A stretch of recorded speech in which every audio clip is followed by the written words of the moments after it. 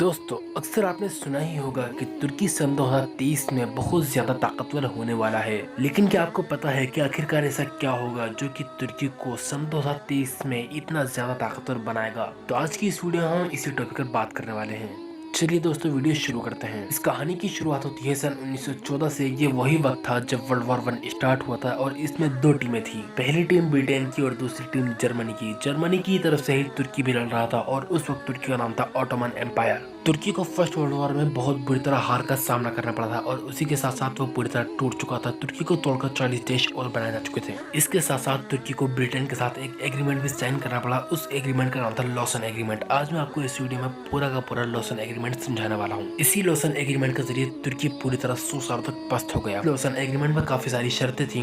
उन शर्तों को हम नंबर वाइज से जानेंगे। लॉसन एग्रीमेंट की पहली शर्त ये थी कि खिलाफत उस्मानिया के बादशाह को देश से बाहर निकाल दिया जाए और साथ ही साथ उनके पूरे खानदान को भी, और यहाँ पर डेमोक्रेसी कायम की जाए और फिर इलेक्शन कर ये प्रेसिडेंट को चुना जाए। इसी के साथ साथ तुर्की के सामने दूसरी शर्त ये रखी गई कि आने वाले 100 सालों तक, यानी कि सन 1923 से सन 2023 तक तुर्की अपने ही देश में तेल नहीं निकाल सकता। ब्रिटेन को पता था कि यहाँ भी सऊदी और दुबई की तरह बहुत सारा तेल है, इसीलिए इसने ये पाबंदी उस पर लगा दी। अब तीसरी और आखिरी शर्त समझने से पहले हमें एक बात और समझनी पड़ेगी।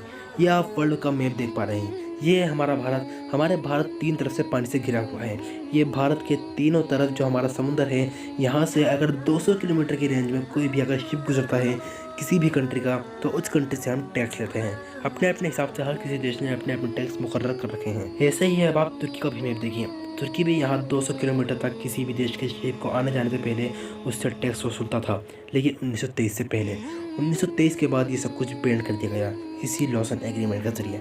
अब यहाँ 2023 तक तुर्की कोई टैक्स नहीं ले सकता। अब इस लॉसन एग्रीमेंट का सबसे ज़्यादा फायदा हुआ रशिया और यूक्रेन को, क्योंकि रशिया इतना बड़ा देश होने के बावजूद भी अपनी शिप कहीं और से नहीं भेज सकता। कहीं बर्फ़ है तो कहीं दूसरी कंट्रीज। बस यही एक इतना इलाका है जो कि तुर्की के अंडर में आता है, लेकिन वो भी तुर्की चाहकर उसे टैक्स नहीं ले सकता। वर्ल्ड वॉर 1 के बाद अमेरिका, रशिया, ब्रिटेन और फ्रांस मिलकर लॉसन एग्रीमेंट को इस तरह बनाया कि कम से कम तुर्की 100 सालों तक तो अपनी इकोनॉमी को ठीक ना कर सके। और 100 सालों के बाद जब वो लॉसन एग्रीमेंट से बाहर निकलेगा, तभी वो अपनी ख़राब इकोनॉमी के चलते कुछ ना कर सकेगा। लेकिन यही बात तुर्की इन सबसे पहले ही समझ गया था कि आखिरकार ये लॉसन एग्रीमेंट क्यों ला रहे हैं। ये यही चाहते हैं कि तुर्की अपनी अर्थव्यवस्था को कभी ठीक ना कर सके, और इसीलिए स्टार्टिंग से ही तुर्की ने अपने आप को इस तरह बना लिया कि वो बगैर पेट्रोल बेचे और बगैर ही टैक्स लिए अपनी इकोनॉमी को ठीक करेगा, और जो कि तुर्की ने बखूबी किया भी है। अभी 2023 के बाद तुर्की अपने देश से पेट्रोल निकाल कर बेचेगा भी और अपनी इकोनॉमी को और भी ज़्यादा बढ़ाएगा।